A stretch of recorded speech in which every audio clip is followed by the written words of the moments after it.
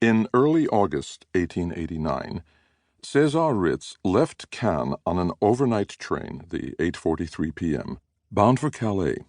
He was en route to London, ensconced in a private cabin, traveling alone.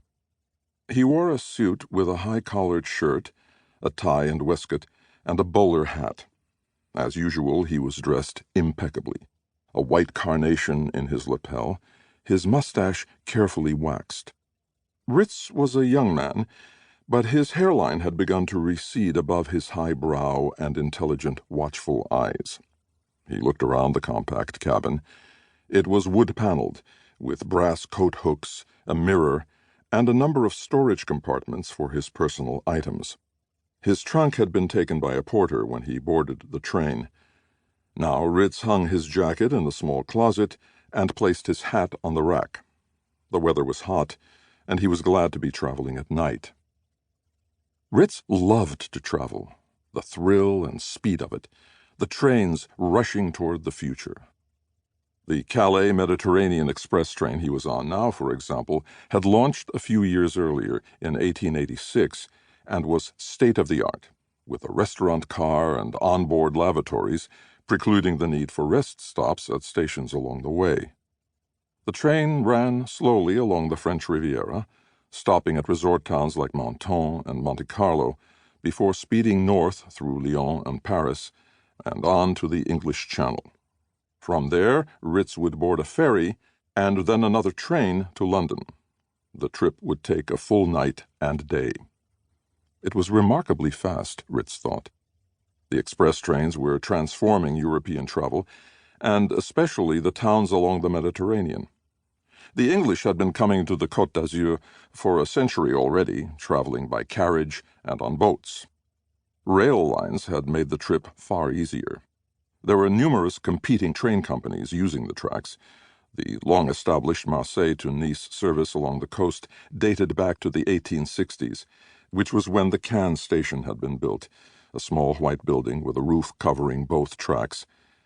But the express trains heralded a new era, bringing throngs of visitors from all over Europe. This was good for Ritz. He was in the hotel business.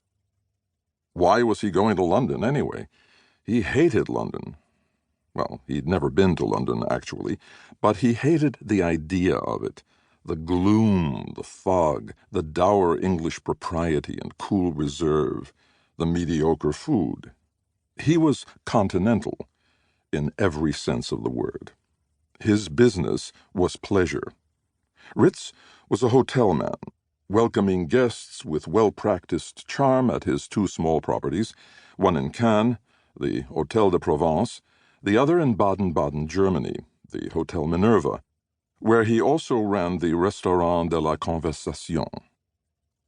He was 39 years old and had been working in the business his whole life, in Lucerne, Paris, and Vienna, in San Remo, Monte Carlo, and Trouville, all over Europe, following the glamorous trail of vacationing aristocrats and wealthy tourists as they took their cures and baths and sought mountain air in the summer and Mediterranean sun in winter.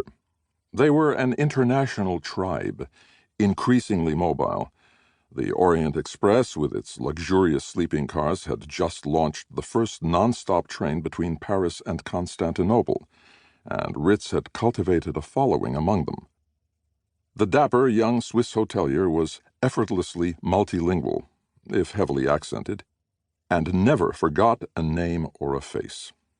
Not only that, he also took careful note of his clients' whims and desires, who preferred what for breakfast, who required a carafe of water on his bedside table at night. Ritz was also a showman, an orchestrator of evening entertainments and gala dinners.